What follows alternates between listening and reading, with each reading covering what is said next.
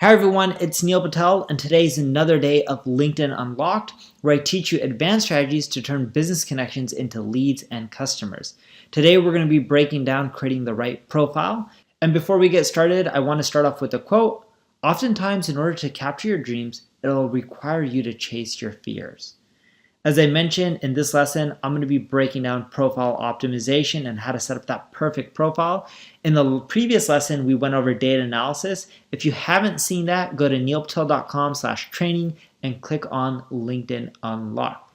So let's start off with picking the right profile picture. I want you to pick a photo that looks like you.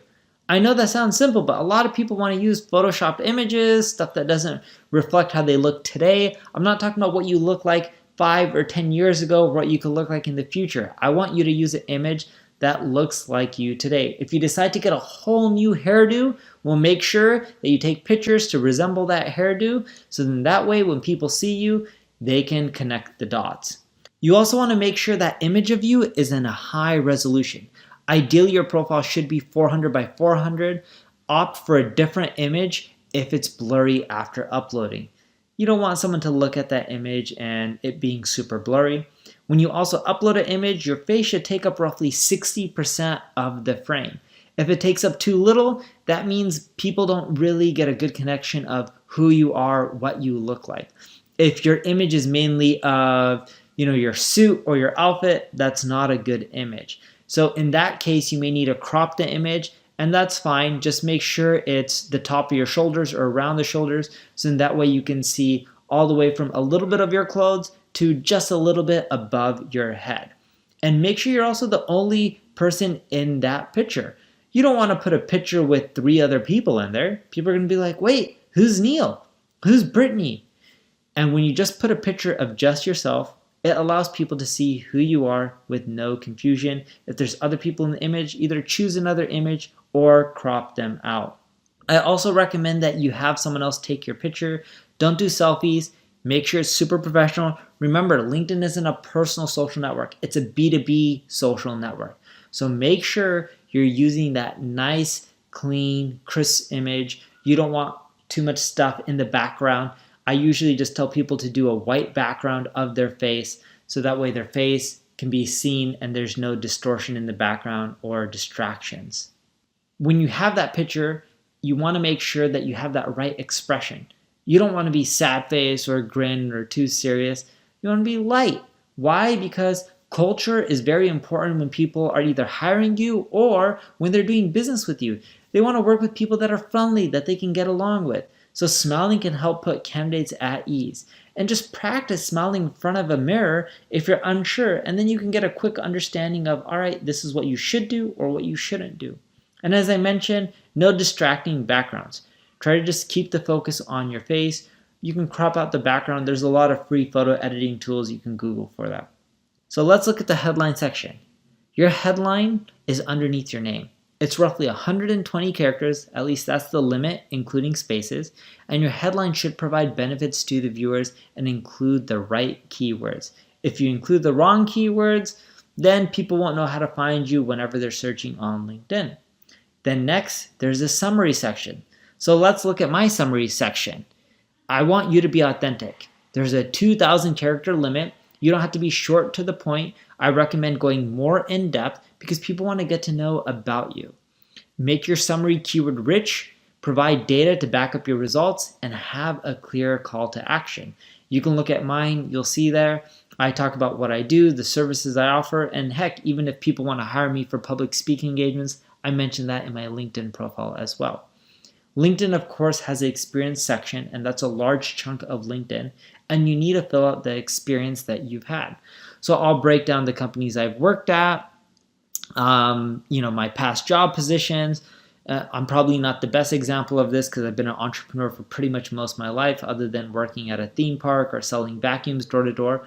But here's an example of one of my CEOs, Mike Gullickson, and he breaks down, he's a CEO of NP Digital, and then from there he worked at iProspect as a president, and then he was at Cavario and iCrossing. But be specific with your jobs. And what a lot of people do is they'll just say, all right, here's my position at that company.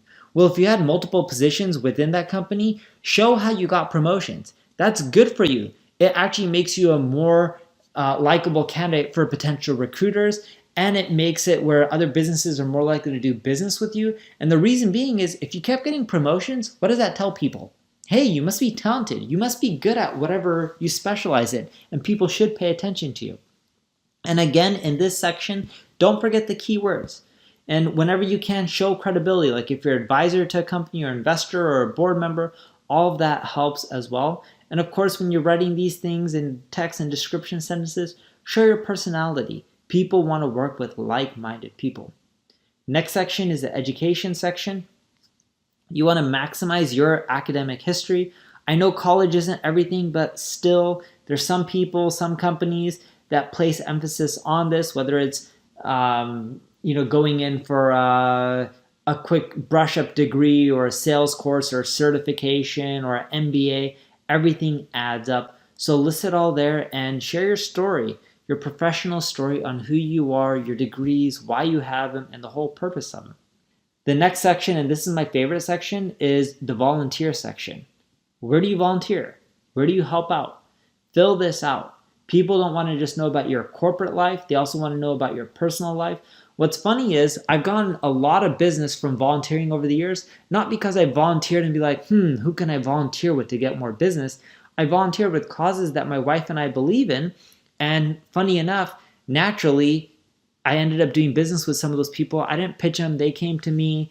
They tried doing business with me, but it ended up working out in a good way. And another funny story is I've done business with people and they found me on LinkedIn. They're like, hey, we're part of the same causes. And we never met through the causes, but more so they found me on LinkedIn through it.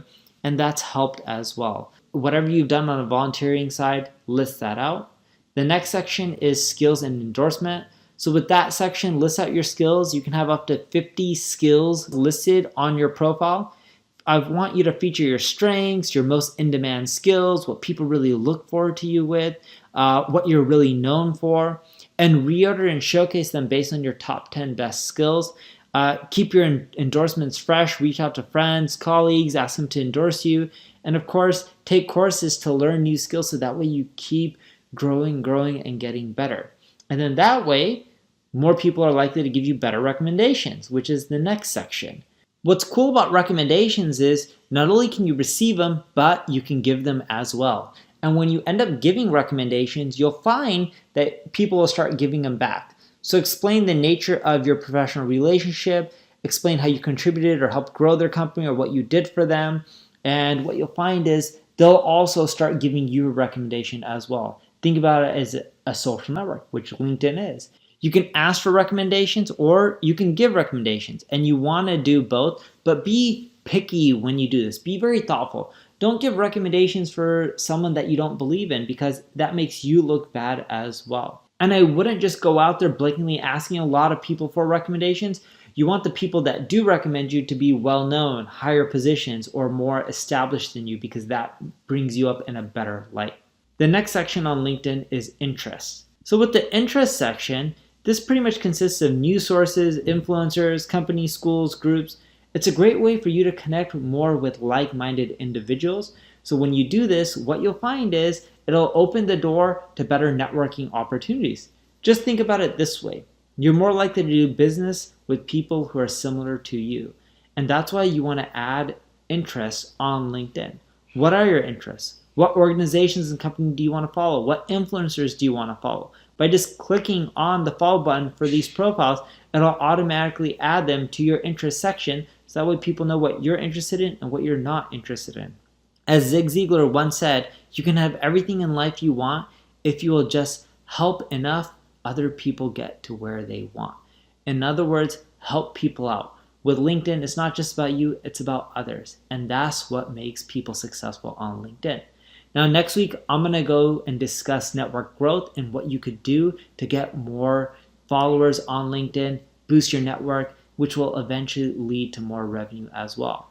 Now, with growing your network, I'm going to give you a little quick glimpse. Best practices include finding people you know, sharing relevant content, and joining groups and getting involved in the conversations. As a first step, you can go and try to connect me or follow with me on LinkedIn. Don't just be generic when you're connecting with people. Try to give them a customized response so that way they're much more likely to connect with you.